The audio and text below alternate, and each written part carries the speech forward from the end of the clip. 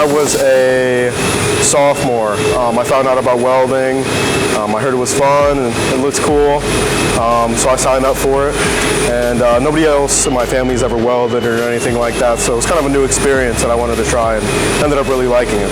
I settled on welding because I felt a real passion for welding, a kind of like real bond with it. It was something I was good at, and it was something that I can make a lot of money off of. We've got guys out now, my senior class, we've got 6 of them out right now. Different employers in the area. Once they get certifications, fulfill different requirements we have here, they're free to do that their senior year, so they can actually earn money while they're learning. Everything here is free, all our equipment's free, everything, the jacket, glasses, everything's provided for you, and you can just run as many beads as you like and make sure it's perfect.